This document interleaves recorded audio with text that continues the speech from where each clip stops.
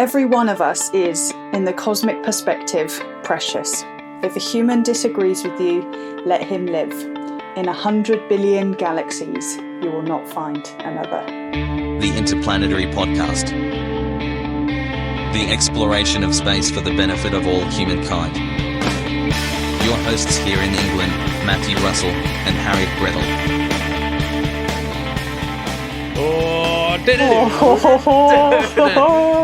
Sagan. He just brings chills to your spine, doesn't it? It's yeah. You know, it's quite funny. I've been teaching dissertation. I've been using Sagan's baloney detection kit as a form of critical thinking. Amazing. The students liked it. They liked it a lot. It's great. You know, the thing I find amazing about Sagan is he somehow manages to combine both making you feel incredibly insignificant in the grand scheme of the universe, but at the same time incredibly special, right? It's just that way you can match those two ways of seeing it and interpreting the vastness of the universe that is just very profound. Yeah, no, totally, and that's I guess that's what the pale blue dot's all about, isn't it? It simultaneously makes us seem totally insignificant, while at the same time totally significant. Yeah.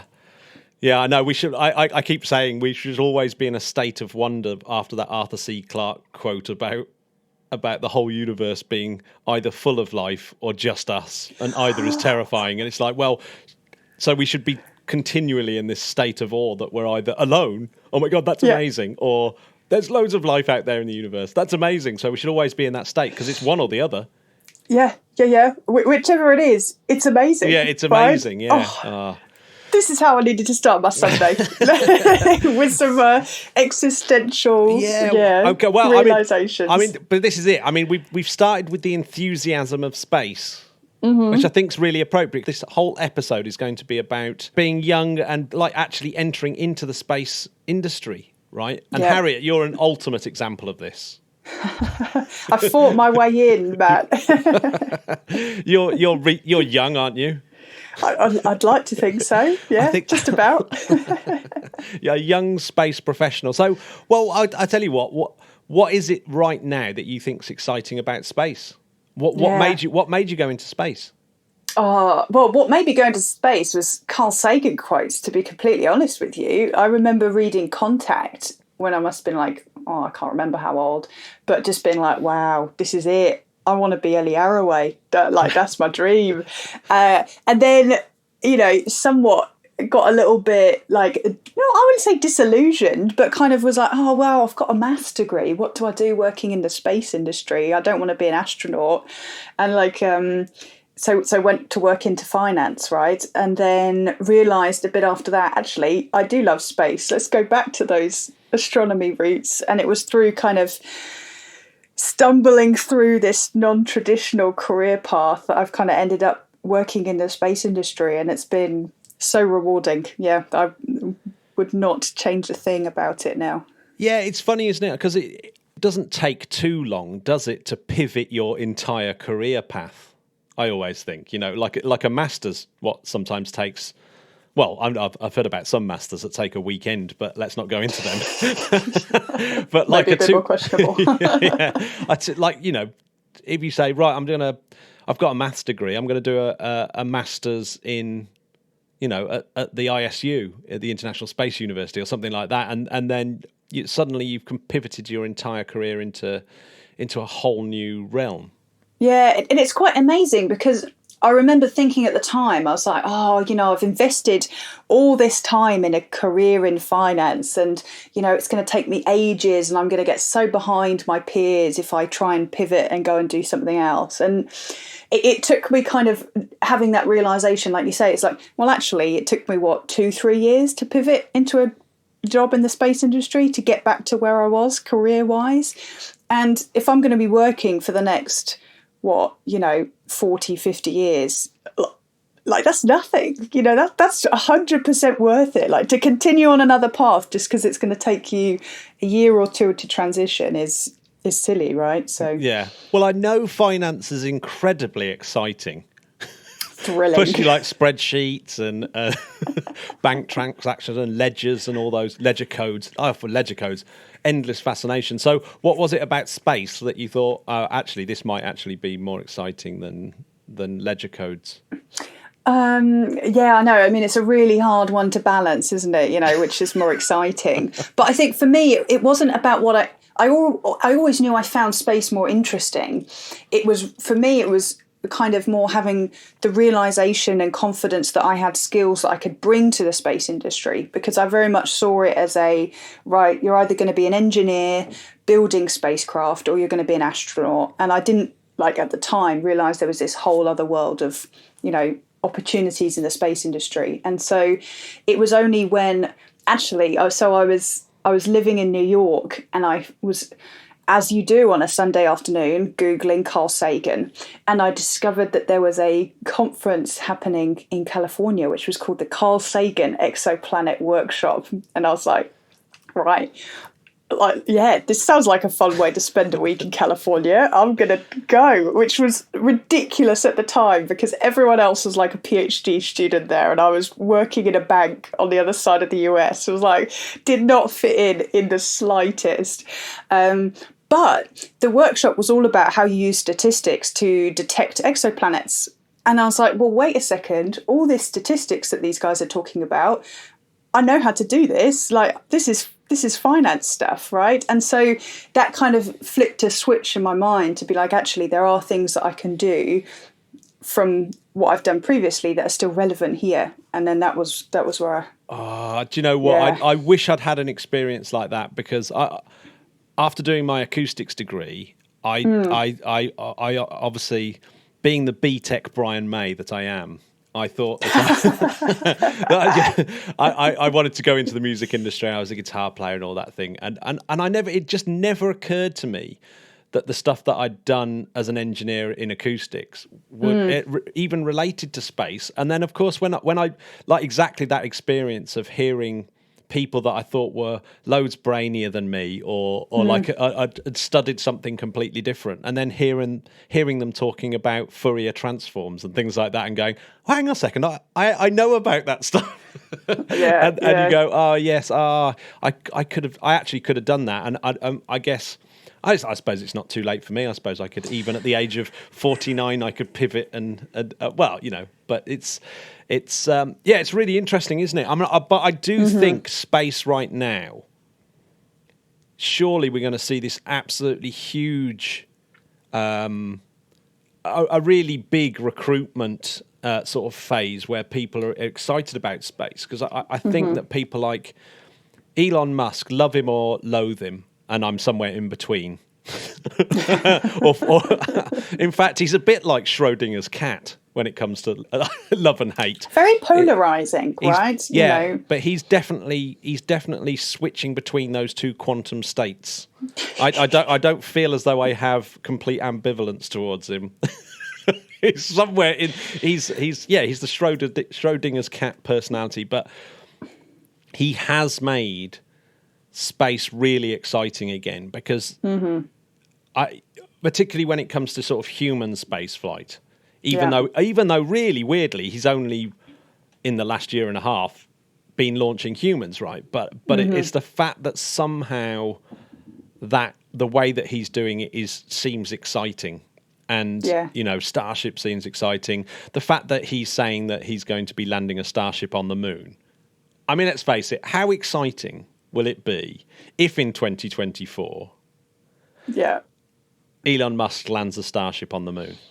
It's pretty mad, isn't it? Imagine watching it on the telly. Awesome. It would just be, it'd be totally ridiculous. So I do think that people will want to get involved in that sort of engineering and all the propulsion side. But then there's all things like the pictures of black holes, gravitational wave, space tourism, space stations, Earth observation stuff, helicopters on Mars, all those sort of things. It's all growing, right? And like you say, what's really interesting is things like space tourism are going to open up other sectors, other parts of the space industry as well, right? So it's not just going to be, you need engineers to build the spacecraft. You're going to need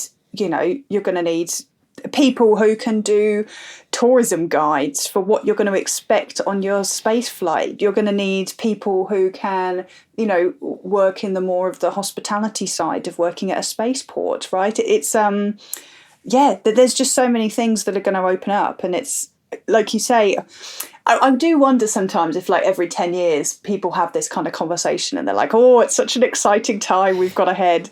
But maybe this time it's different, Matt. And it really does feel like it because, you've got SpaceX launching crewed astronauts into space, right? Even what was it, just this weekend, right?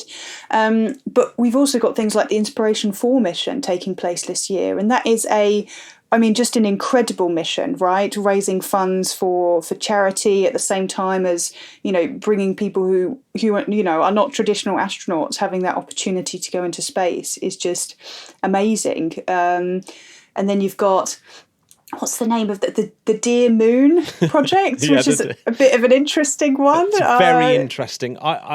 It ties in, I guess it ties in with how much confidence you have with Starship being something that happens soon or later. So is that relying on Starship? The plan is that they would loop around the moon on Starship? On Starship, yeah. Which would be interesting. I think the interesting bit, I don't doubt you can get a Starship in orbit around the moon.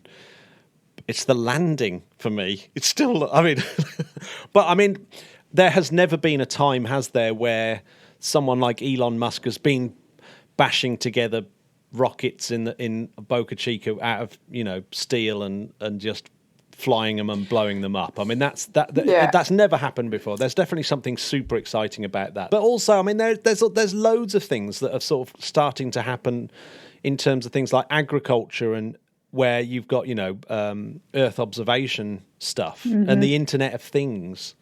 That relies on space, and then you've got these massive space constellations where all our telecommunications and our internet is going to start, more and more of it's going to be space related. Mm-hmm. And you think, there's just tons and tons of things happening now where loads of technologies, what they call it, convergence, where loads of technologies are all coming together all at the same time. And suddenly it just feels like it's a busy place to be, an exciting place to be. You can be, like you said, you can be anything. Jamie may still get his dream job of being the cabin boy of Virgin Galactic because he wanted to just go up and down serving people serving drinks. He's very good at making coffee. I think he won Barista of the Month or something at his local Costa. Well, there you go. Yeah, but no, you're right, exactly. And I think what's really interesting is that there's so many more, I think that there is a greater awareness of how we use space and satellites in everyday life, and so there's a lot more applications now of how you could use space technology. And that's really exciting as well, because in a way, space becomes less of this, it's this far off thing that's kind of abstract and, far away from people's lives, to just being, right, this is just another platform. This is a new place we can do things in the same way that we can do things on Earth. We can do things, on the internet. Space becomes a new platform to jump off on to do more things. So. Get this is very good timing. Jenna's just appeared in the waiting room. I'm going to let her in. So let's get Jenna in to talk about what we're definitely going to be talking about. Let's do it. Well, welcome to the podcast, Jenna. Thank you. Exciting. I'm so excited to be here. Well, yeah. Well, we were in the middle of talking about opportunities and getting into the space industry. And I know that yourself and Harriet are involved with a BIS, a British Interplanetary Society project called NextGen. Is that right? Yeah, it's the NextGen network, which actually launched earlier this month, which we're super excited about. And it's meant to hopefully address some of this, and remove the barriers to entering the space industry, and just really creating a really positive environment for people within the space industry as well, to really uplift each other, knowledge share, all that good stuff, which, and I think the BIS, the British Interplanetary Society, is just such a good platform for that. So Harriet and I were so excited about getting this together, and it was many months in the making. So we were so pleased that the launch event was a success. Yeah. Yeah, I mean, I think I actually think it's a two-way street, isn't it, with NextGen and BIS? Because I think that the BIS needs that element for, and I guess that's might be important for people all around the world if they look at their own space societies and think, is the space society what I want it to be, or can I make it what I want it to be? And I guess because you two are kind of making the BIS more like it should be in some ways.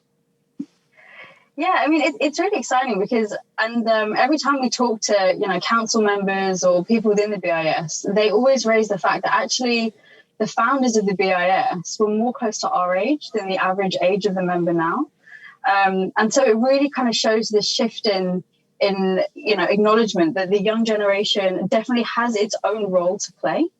And I think that's something that, definitely more societies in space and even in other industries can definitely recognize. And it's exactly as you said, it's a two-way street. We're really hoping to kind of, bring something to the BIS as well, right? Like we want to kind of leverage as much of the experience and the expertise and the heritage that they have already. So very, very much two-way street. And so far it's been great. We've got some really great support from there too. So before we delve further into that, Jenna, tell us, because everyone's heard about Harriet's background. So Jenna, tell us. Bored of me now. We're all bored. We're all bored of Harriet. So, I'm not. I still see all the stuff Harriet's doing. And I'm like, no, oh my I God, know it's mind blowing. Of course, I jest.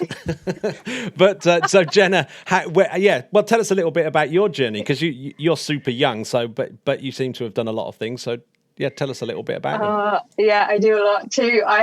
So my background is aerospace engineering. I was always, space has always been a passion of mine. I just remember and it sounds really cheesy, but being at school and everyone else is drawing like castles and kings, and then there's me drawing trying to design eco-friendly rocket, and I was like that weird kid. And then always did well at maths and physics. So decided to study aerospace. Went to University of Southampton. Loved my degree. Then I found the engineering side of space wasn't quite what I wanted it to be. Explored things like consulting and investment banking, which is another typical route. Then applied for that, offers, wonderful, happy days. Watched the film The Martian. Had a bit of a breakdown. And I was like, oh my God, I'm so just not ready to give up this amazing pursuit of space. And so found the ISU, the International Space University, did my second master's there, which was really a kind of inflection point for me. It really exposes you to the other side of space, which you really don't get to see that much, right? Like I thought that NASA and science and engineering was the full stop of space in my young naivety. And actually going to ISU, I really realized that for me, what I wanted to achieve in the space industry was kind of bridging the business side and the technical side. Because I just think that if those two sides can talk to each other, the progress the space industry could make would be mind-blowing, right? Like if we can actually put together a business case of why we should do this, it would be awesome. So long story short, I'm now a management consultant at Bain & Company, have been here for about 3.5 years. Very much my day job, but outside of work is where I really get my space fix of things like the BIS. I work within SGAC a lot, so the Space Generation Advisory Council, of which Harriet's a co-chair. On that, we're putting together, it's the Eagle Action Team, the SGA's perspective on lunar governance, and then lots of other little bits, helping out an amazing nonprofit in Tokyo called Space Tide. I'm also the co-chair of a Moon Village Association working group for lunar economics. And so, lots of different things, but wow, just a little bit. I'll stop there because it's going to get boring. So, but I'm very much outside of work. I get my space fix. So yeah, dabble in lots of different. I love the fact that those are all the things you do outside of work. Yeah. It's like it's a love-hate relationship, right? Because I feel like I need to get my space fix, and at the same time, it's like, okay, another 6 hours of work still on the weekend. But I love it. It doesn't feel like work, so it's all right. Yeah. I mean, it's exactly the same with the podcast. Actually, I mean, it's like if it's a subject that you really love, it's not work, is it? Yeah. I mean, so what's the main ambitions of the NextGen network then? Why did you feel as though it needed creating, and what are the goals of it? Yeah, so I can speak to my perspective, and then I guess Harriet can also share hers. It's so for me, being in the building of the BIS, I just felt that it had so much potential that wasn't really reaching into perhaps the younger generation of society that it could do. Being there, I kind of felt like there is obviously such a strong sense of community, and I was wondering why I hadn't come across it earlier. And that was really the reason for me. It was just this, how does this thing exist for 10 minutes walk away from where I live? And I have no idea of how to get involved and, you know, the events going on. And so for me, it was yes, I can become a member, but also why? Like, why have I not heard about it? And how can I fix that? Because if I'm in that situation and I've been to ISU and done a degree in aerospace engineering, then God only knows what it could be like for people that are outside the space industry looking to get inside it. So for me, it was really a sense of just how can we connect with the community around the BIS, especially the young generation. What about you? What about you, Harriet? Oh, Jenna's nailed it. I don't know if I've got much to add. I think, same thing, you know. For me, like one of the things I feel really strongly is I very much remember being someone who was on the outside of the space industry looking in and desperately trying to find ways to get involved and ways to build up that experience. And Matt, we were talking before about, you know, Googling Carl Sagan on a Sunday. There's got to be something more productive, like to get into space than just Googling Carl Sagan on a Sunday, right? And so that's the idea here, is that we can create a community of, you know, students and young professionals within the British Interplanetary Society, you know, to build that community, to build more of that, you know, share that passion with people who have those same interests, and being able to, you know, soak up that history and heritage from an organisation like the BIS is amazing, right? Because there is so much history there, which is amazing, and there's so much experience, and so, you know, being able to pass that on and get more of the younger generation to flow up through that organisation as well is really exciting. Yeah, I mean, it was the original aim of the Interplanetary podcast was you know, outreach for the BIS. Hence the very similar name. because exactly the same story, really. I only stumbled across it. I'd joined other sort of associations, like, you know, the Astronomical Society and all those kind of, you know, those space-related things. And actually, I thought, looking back to my childhood, the thing that I was more excited about were things that the BIS talked about, which was, you know, and I thought, oh my God, how have I not heard about them? And they almost seemed a little bit obscure. Like it was like, what are they talking about? Interplanetary Society, and it's like they're designing interstellar spacecraft. Are they all mad? That almost actually made me slightly more intrigued, because it was sort of like this. It seemed like a sort of crazy, outlandish, you know, from imagination to reality type thing. But then when you hear the story of the fact that, you know, these were the people that were thinking about how to land on the moon and didn't get it far wrong. And thought about spacesuits and didn't get it far wrong. You think, and it's the same with the German society, which unfortunately didn't quite make it, did it?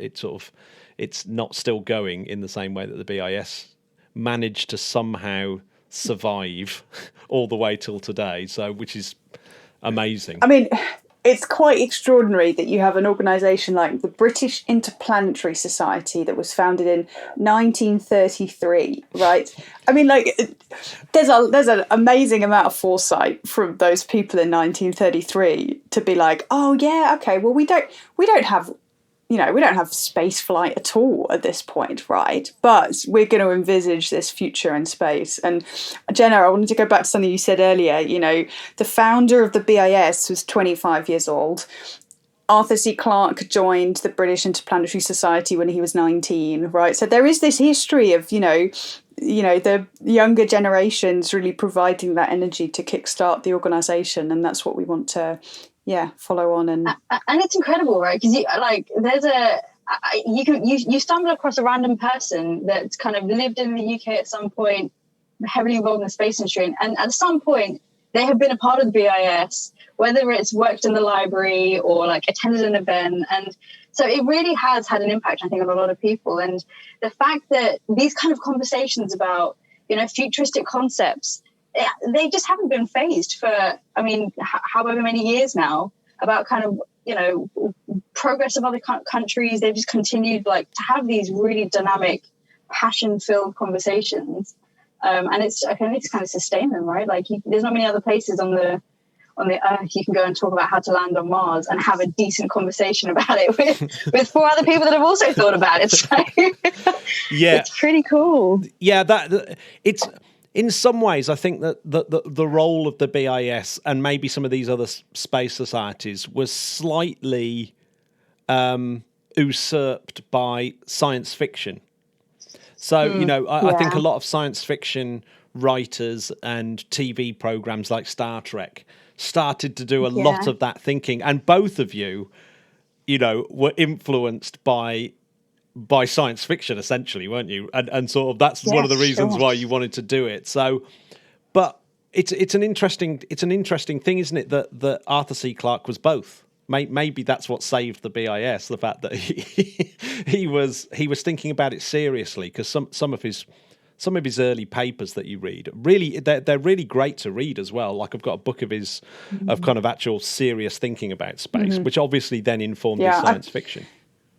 No, so I was just going to say, Matt, I think we did a podcast. Oh God, it was yonks ago now, maybe like a couple of years ago. Yeah. But we did a whole podcast on the science fiction, right? Well, still crazy. The revelation is what's his name? Jules Verne. Is it Jules Verne?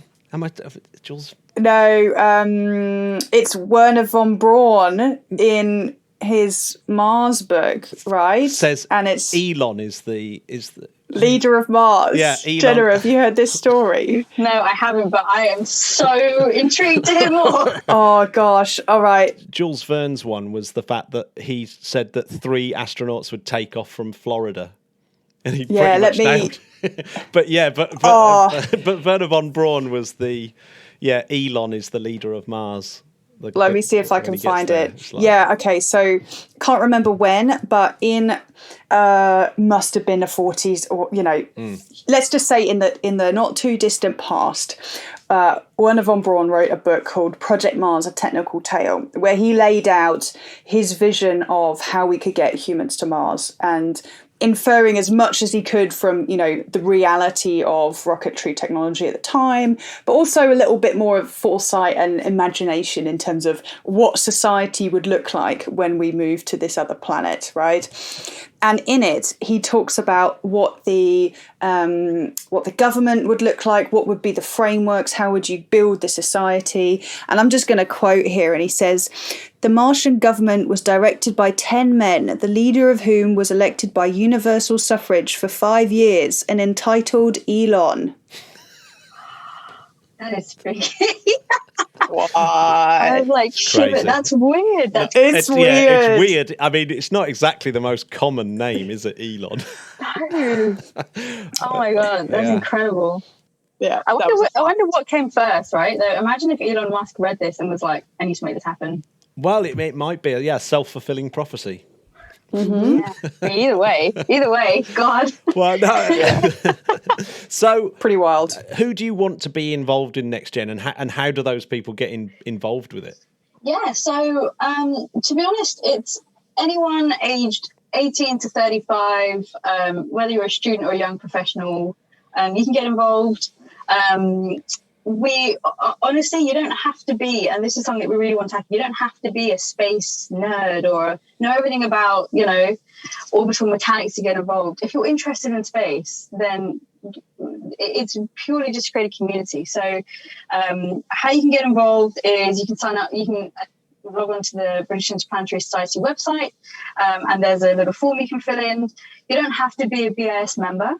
There are kind of different access rights depending on whether you are or aren't. But honestly, at this stage, it's anyone between age 18 to 35. And if you are even remotely interested in space, very much feel free to get involved, for sure. So check out the website, have a look. We're going to be organising events. We're going to be, looking at how we can build more of that community. And at the moment, we're open to ideas as well, So, again, on the website, if people have got ideas of what we could do to help strengthen that community within the BIS, then we want to hear those ideas and make them happen. Yeah, it's very much trying to help people more than anything. It's not meant to be another society, another network, another newsletter. We're really just trying to help people, right? And so whatever is most useful, there is a degree of flex that the BIS NextGen network can accommodate. So very much, as Harriet said, open to hearing ideas, brainstorming, following the needs. So you've got this network, and presumably you both thought that was needed, despite the fact that you both seem to have done an amazing job of finding all these different places that would kind of you've managed to leverage for your own careers and for your own sanity. I'm thinking of things like the SGAC and the sort of more international things that you do as well. I mean, tell us a little bit about all the kind of things that you've got involved with over the years that have really helped you. Yeah, maybe I can start off and talk a little bit about SGAC, because that is my honestly, the Space Generation Advisory Council was what got me into the space industry, and it was what really helped pivot my career. So I'm forever thankful and so glad that I can give back and chair the organisation now. It's incredibly rewarding. But this is an organisation that essentially supports students and young professionals connect to the wider space industry on an international level, right? So we have over 15,000 members in over 150 countries. We have national points of contact in over 100 of those countries, including in the UK. And, Jenna and I are working with the SGAC team in the UK to make sure that we want to collaborate with other organisations with what we're doing with the BIS. But SGAC is very much on a kind of international level. So as a youth organisation, we also have a permanent observer status at the UN's Committee on the Peaceful Uses of Outer Space. And that's something that's really incredible, which is that SGAC provides a platform for young people to come together, connect, either on particular topics that are of interest to them, but also, meet up in in-person events around the world, and come up with recommendations that are presented to the UN in terms of this is what the next generation thinks is important on these things. And Jenna can talk about the Eagle Action Team, who are going to be doing exactly that very soon, which is just amazing. But it's really a just incredibly international platform to be able to meet and connect with people from around the world. We also organise a whole host of scholarships to help support, students and young professionals attend international events.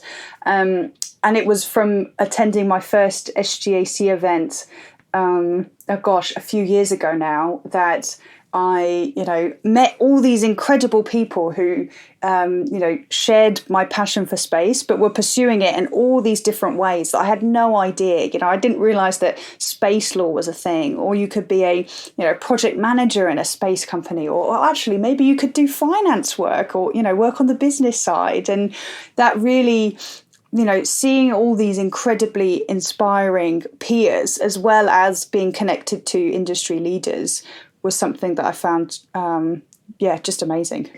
Yeah, and I think very much echo Harriet's opinion on SGAC. For me, it was it's just somewhere where you can a little bit like the BIS, but at a global level. That you can really brainstorm and just get into really meaty discussions about the most weird aspects of space.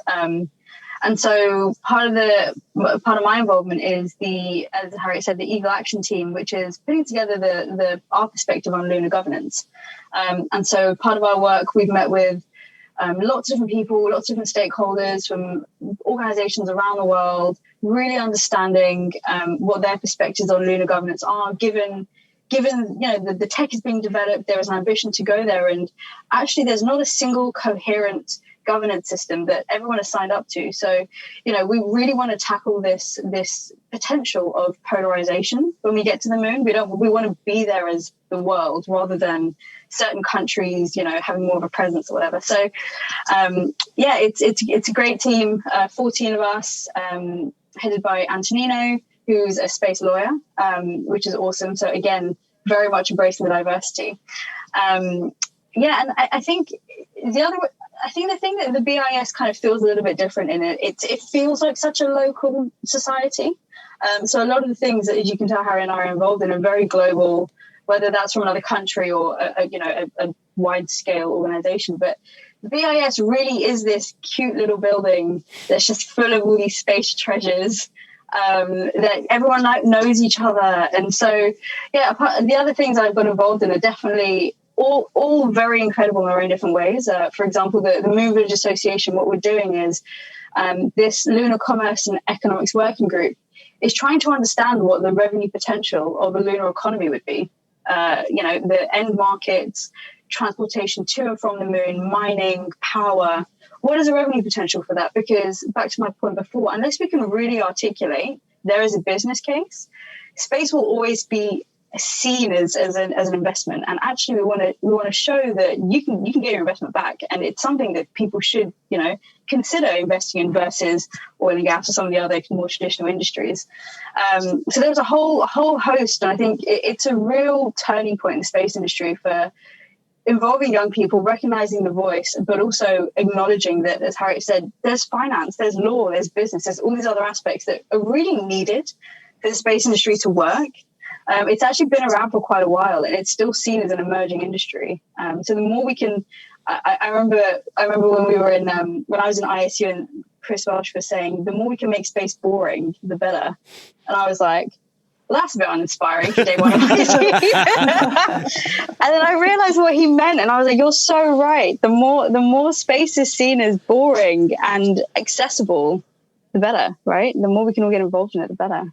Yeah, it's a fine line, isn't it, that one? Because I've heard Chris say that before, and it is almost a weird. I actually think he's paraphrasing Arthur C. Clarke, or I can't remember who he's. I wouldn't be surprised. Yeah, it's definitely a BIS kind of mantra, that one.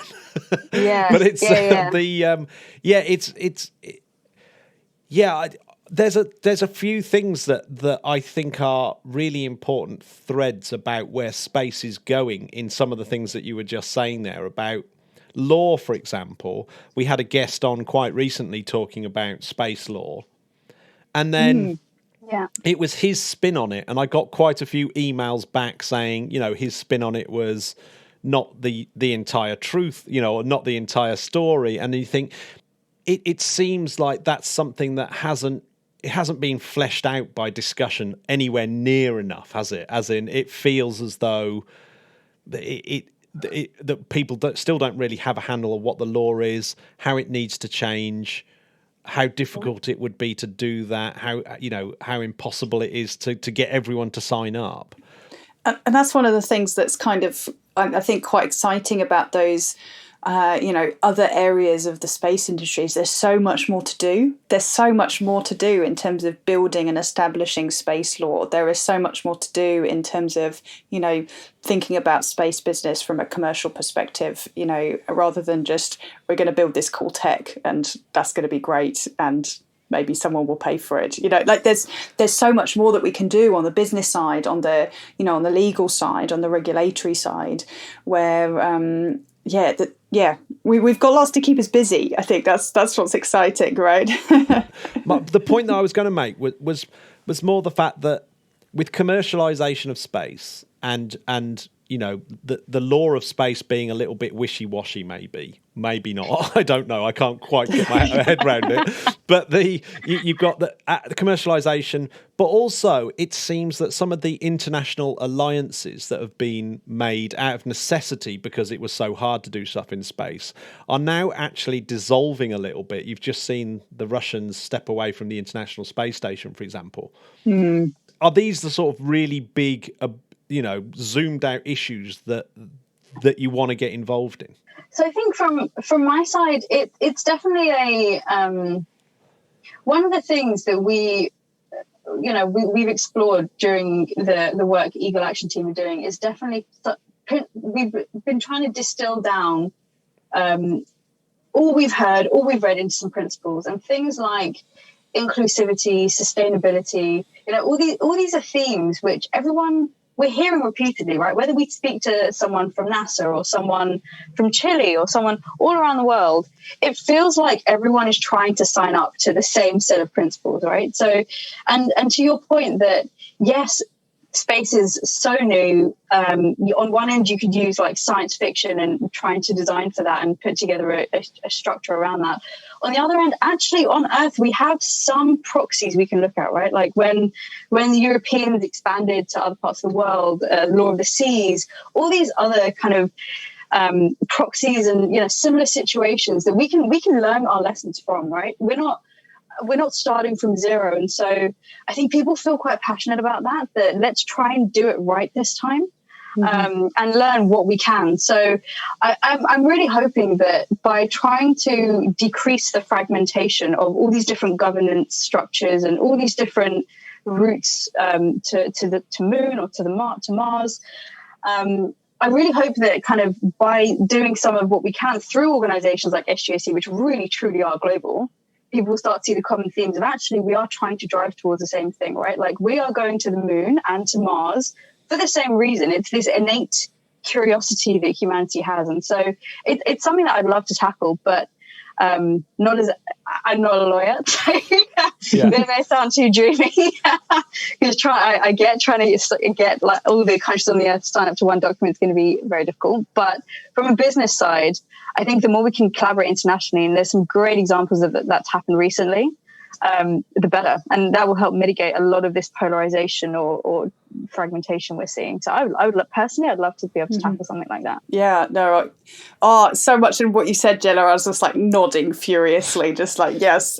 And just to add to that, you know, kind of that interdisciplinary collaboration is so important, right? Because you're talking about how, like, sure, you know, space is this emerging industry, you know, especially the commercialization of space is, you know, something that's, you know, been building over the last decade or two, right? And but there are other industries that have kind of faced these similar challenges. And so I was on a panel a few weeks ago, and someone had this great quote, and they were an oil and gas lawyer, but applying that to the space world, which was really interesting. And they said something like, you know, why do we have to wait for a catastrophe in our industry before we do something about this? Why don't we learn from the catastrophes in other industries? You know, and it's so true. You know, we've got so many benchmarks and I was about to say exactly that. It's because let's look at one space industry that is quite mature, and it does seem like the space industry has taken its eye off the ball when it comes to something like space debris and like the management of space and keeping, you know, and keeping orbits clean and all, you know, that element of it. And you think you know it is going to take an accident or a disaster for people to finally really do something about it. I still think there's just because of those commercial incentives, it's really hard to push people into thinking about stuff like that. Yeah. What do you think I spend literally all day trying to do, Matt? Well, I know. Literally. Obviously, I know there's companies out there, you know, and there have been for ages, haven't there? Lots of companies, you know, people thinking about the problem, saying we really need to do something about this. But it's like, you know, you can't help feeling that. Yeah. Well, it's one of those things where, like, you know, at the end of the day, that issue, which is a really, really interesting one, is the way I see it is it's not going to be solved by technology alone. It's not going to be solved by policy alone, and it's not going to be solved by, you know, creating a business case to do the cleanup alone. You know, you need all of those elements being pushed forward at the same time to really move the dial. And so it kind of ties back to what we were talking about before. You know, you need to be able to learn from other industries. You need to be able to collaborate across business and technical areas. And that's one of the things I think where the space sector can gain so much, is being able to, you know, think about these things very holistically and try and build those solutions. Because, you know, space industry's got a lot of, you know, policy challenges and business challenges as much as it has technical challenges, right? And so we tend to focus a lot on the technical piece, but maybe not so much on the other sides. And that's where we need new recruits to join the space industry and, you know, get more involved and help solve these pieces of the puzzle as well. Yeah, no, absolutely. No, absolutely. Is there any sort of big shout outs to people that sort of helped you on your journey that, you know, or other organizations that that have been really sort of special as part of your journey that you would love to point people to? Oh, I think for me, it's got to be, for me, it has to be ISU, I think. ISU is always my go-to if I need the most random data point about the space industry from the 19 whatevers. Someone in ISU will know it. It's great. They can point, it's that kind of community. And I think for me, the shout out actually was, so the other part of my story about when I saw The Martian, had a breakdown, I went running to my supervisor he's called Angelo, who unfortunately passed away in a wingsuit accident. He was kind of one of these crazy cool guys that wingsuits, was a, doctor of astrophysics, scuba diver, road, one of these rock stars just generally. So he passed away recently, but he's the one that pointed me to ISU. And I think, people like that are very willing to listen to you and then really just try to direct you to in the space industry where you need to go are really invaluable. So I think my shout out would be to ISU, in particular, Dr. Angelo, who's not with us anymore. But I think my piece of advice as well would just be to, and if anyone listening is wondering how to get into the space industry, find someone that can just listen to you, even if it's for a few hours, and understand really what you want to get involved in, and direct you to the best organization for you. Because somewhere like ISU will help you, and SGAC will help you figure out where you fit within the space industry. I think it's actually quite hard to figure out by yourself, right? Like if you're outside the industry, other than, if you've been in touch with an organization like that, it's very hard to imagine a NASA of the world or an ESA of the world need someone like you. So you can spend time scrolling endlessly through, recruiting websites and whatever, but actually it's a very word of mouth community. So yeah, for me it's ISU has just always been my go-to home. What about you, Harriet?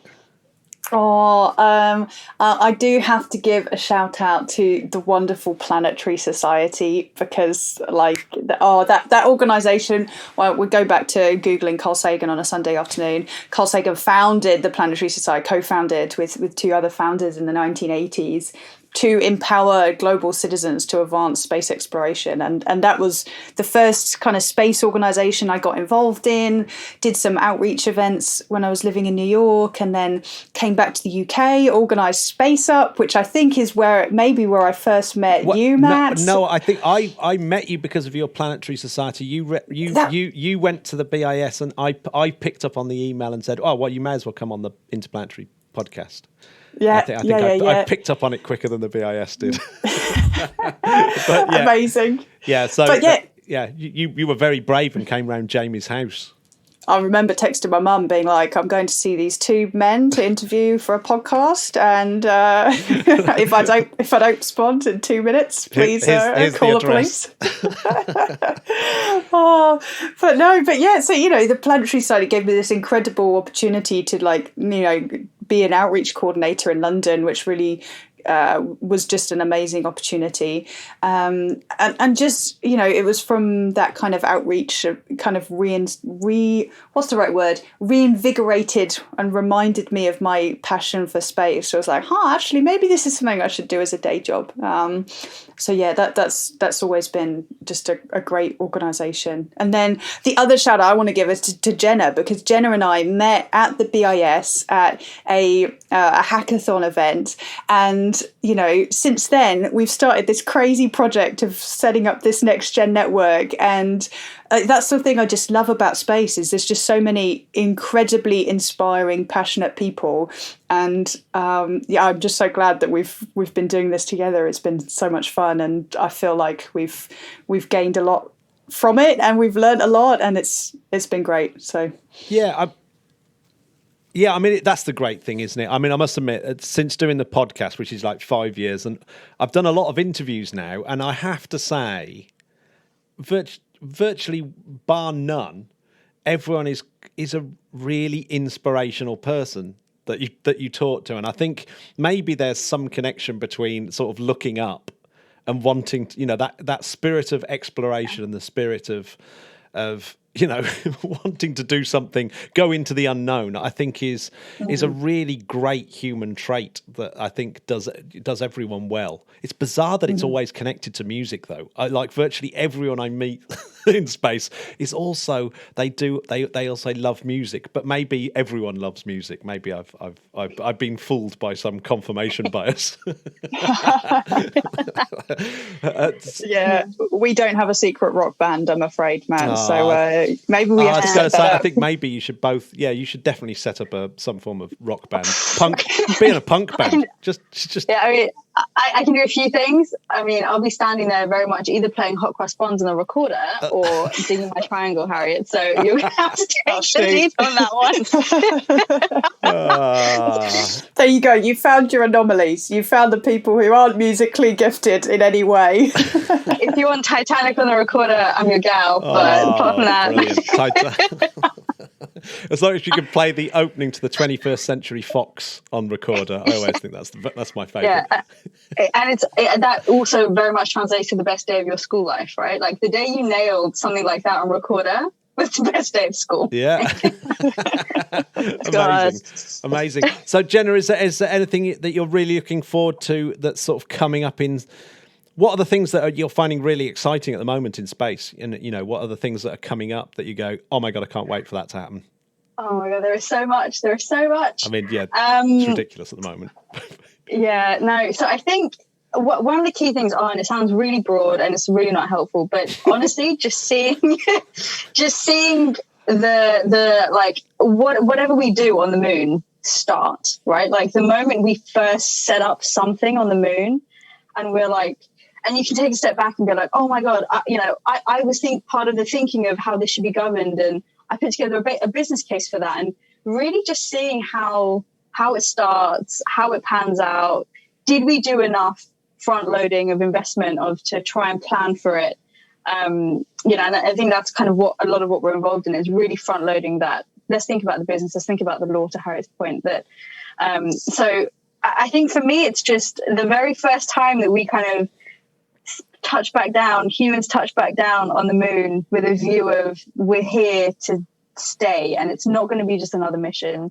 This is a start of a real pivot. So essentially a moon base, right? That's the thing that you really... Yeah, I know. If I put one word, it's moon base. Moon base. Oh, yeah. But with I think it's going to be such a shift in mindset of the people landing on the moon next. It's just going to be... it's how we started, actually. I was talking to Harriet about the excitement of Imagine seeing a starship landing on the moon. I mean, that is going to be a mind-blowing moment. I've got a bet with Eric Berger at the moment that... Because Elon Musk said, yeah, it's going to happen in 2024. And I said, if that happens, Eric, I'm going to eat your hardback book live, because it's no way. You're going to do a Peter Beck. I am going to do a Peter Beck. I'm going to live stream myself eating the hardback version of Eric Berger's Liftoff book, because 2024 seems ridiculous, but God, when it happens, I'll happily eat my book if it's 2024, because it's going to be ridiculous. It's going to be the most amazing moment ever. I'll happily eat the book. I'm not going to. Yeah, it's good. Definitely. I think it's, and I just think that you hear like the older generation of I was alive when Neil Armstrong and da-da-da, and we are going to be the next generation that can experience that feeling, right? Like it's phenomenal. Yeah, and actually it's funny you should mention Apollo, because Apollo is another very good example where virtually everyone involved was in their 20s. Everyone involved in Apollo was in their 20s. All the engineers, all the people in the mission control.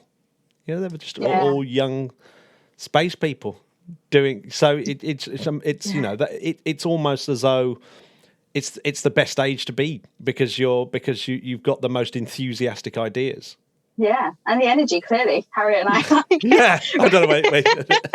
Yeah, we can't keep doing this forever, right? No. No, but for me, it's that. It's when we touch back down with the idea of we're staying here. Oh, what a moment! Yeah, I'm going to be very excited about that. So no two ways about it. I mean, that's where it's at, isn't it? There is something very exciting about human exploration. I think you can't. Mm-hmm. I just think that it's phenomenal how I'm going to go all like philosophical here, but space is honestly like it's present in ancient Egyptians, it's present in religion, it's present in the most scientific studies. It's one of these things that really has spanned civilizations and generations and whatever. And so for us to be, all of us, to be alive when that progression changes and really takes a step change, it's just awesome. Absolutely awesome. What about you? What about you, Harriet? I was going to say, what a note to end. That was beautiful. And then I whip out the recorder and we play a tune. You can play the podcast theme on recorder. It's going to be brilliant. Oh, there you go. You've got a new closing soundtrack. I can already see it. There we go. Oh my God. That's what it would sound like, to be honest. Completely redundant.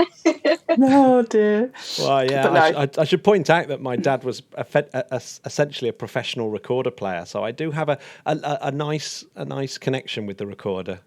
Oh, wow. Yeah, it's not just a silly. It's not just a cool. silly instrument. We should have much more respect for it now. Yeah, actually. so don't take the piss out of recorders. Thanks very much for both joining me and telling me about all that stuff, because it is really exciting. What an exciting time to be you two, and anyone else that wants to do it as well. I am a little bit jealous. Is that okay for me to be jealous? Yeah, but it's not too late, Matt. We were talking about this, right? No, but thank you so much for having us. And I think it's just to your point that BIS is open to people 18 to 35, but I think anywhere, no matter what age, no matter where you're from, can find a home in space. If you've enjoyed the podcast, you can go to www.interplanetary.org.uk. I'll put some links to all the stuff that you've been talking about there, and maybe a few biogs and pics and stuff. And if you really like the podcast, then you can go to patreon.com/interplanetary and join the Discord. Harriet, you're on the Discord, aren't you? I've invited you on. I am on the Discord. I should be more active on the Discord because I see some great chat. Yeah, more for me. Yeah. Yeah, you should. You could. You've got a captive space nerd audience there. I know. Yeah, it's a great place to be for sure. It is. There's been quite a few new members as well. It's growing all the time. Well, the weather's looking beautiful, so I'm going to go and enjoy my Sunday day. So thanks very much for joining me on the podcast. Oh, thanks for having us. Yeah, absolutely. Thank you. It's been wonderful. Awesome. Bye, podcast.